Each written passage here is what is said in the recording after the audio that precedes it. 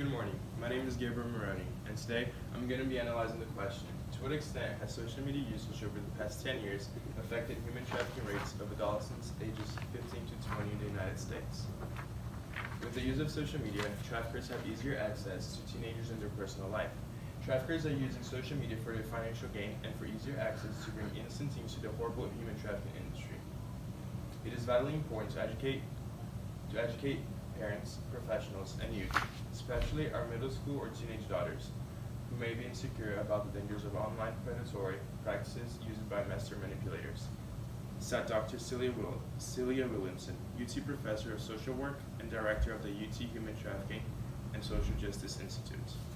Social media is increasingly being exploited to contact, recruit, and sell children for sex, according to a study by the University of Toledo Human Trafficking and Social Justice Institute. The Ohio Attorney General's Human Trafficking Commission requested a study that revealed how traffickers quickly target and connect with vulnerable children on the internet through social media. Now, how did that study work? The study works through a series of 16 in-depth interviews by the Institute staff and student interns with knowledgeable members of Ohio law enforcement, judges, direct service providers, advocates, and researchers who engaged with victims who were trafficked online. The study outlines how traffickers connect to vulnerable youth online, groom the children to form quicker relationships, avoid detection, and move the connections from online to in-person. According to an article by Venture Beat titled How Traffickers Use Social Media to Lure Vulnerable Teenagers into Sex Work, Facebook said its users are encouraged to report content that violates its policies, and Snapchat has a trust and safety team to deal with reports of abuse. Parents who are educated can wage a worthy defense against potential recruitment and recruitment of their youth online.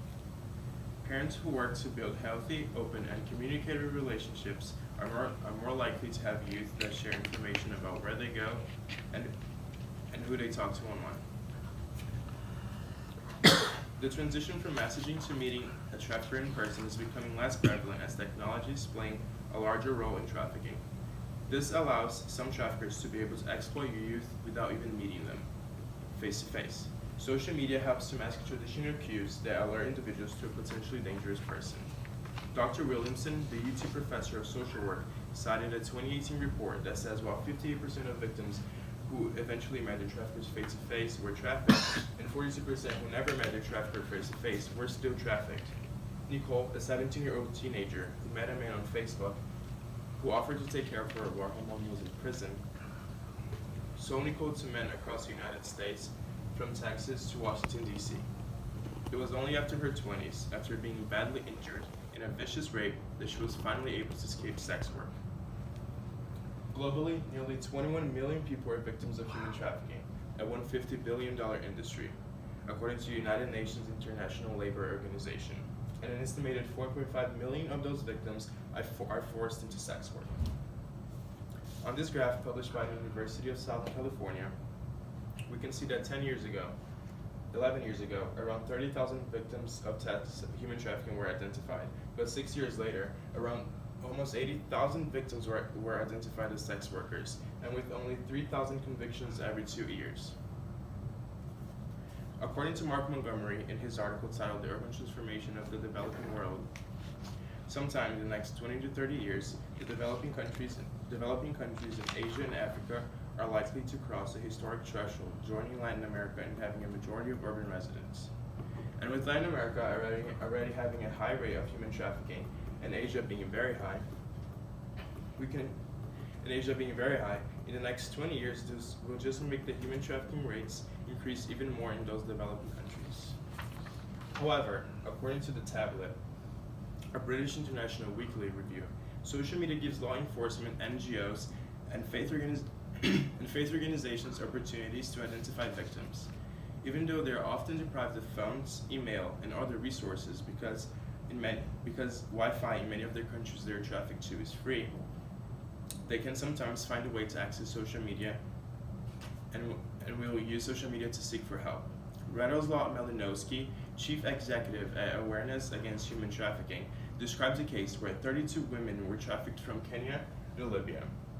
One woman Googled human trafficking and they later contacted the Awareness Against Human Trafficking and started communicating through Facebook, and they managed to get rescued. When victims are abroad, often social media is their only channel of communication. Special apps in Asia were created for seafarers that enables young people recruited to work at sea to check every vessel to see if it is legitimately registered. Social media can be used as evidence in criminal investigation. In this case, 32 lives were saved because they got help from social media. But it's 32 lives that were saved against thousands of teenagers that are being captured on a daily basis and trapped into the modern day slavery industry because of social media. What can we do as a community to help prevent human trafficking? Human trafficking awareness training. You can learn the indicators of human trafficking so you can help identify a potential trafficking victim.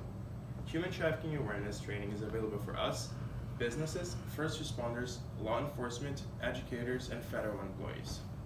Fundraiser.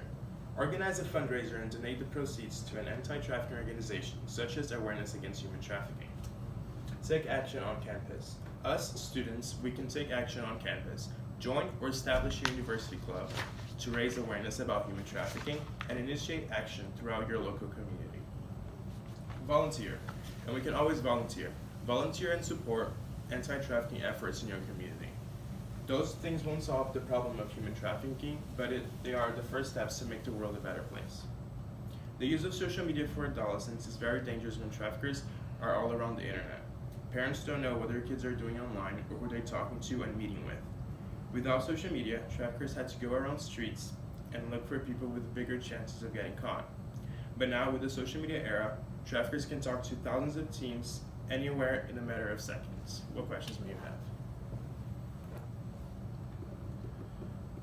All right, thanks, Gabe. 2 questions for you. First up, how did your research question evolve as you worked through this process? My first research question, when we first started doing them, I was thinking about Europe and doing the research inside of the United States, Europe. But then the information that I got from Europe wasn't enough, so I decided to cut down to the United States. And I focus on the US. I talk about Ohio and how Ohio law enforcement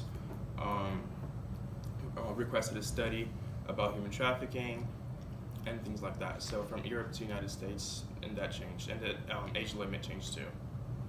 Okay, and then explain the level of certainty you are about your solution. Like, how certain are you that's a good solution? My solutions are, there aren't things that we can do and it will solve the problem quick. My solutions are things that we can do as a community, as a country, to make the human trafficking rates decrease, because it is a $150 billion industry, so it's not something that we can just snap our fingers and change. So my solutions, such as human trafficking awareness training and fundraisers, those are things that can decrease the human trafficking industry. You're done.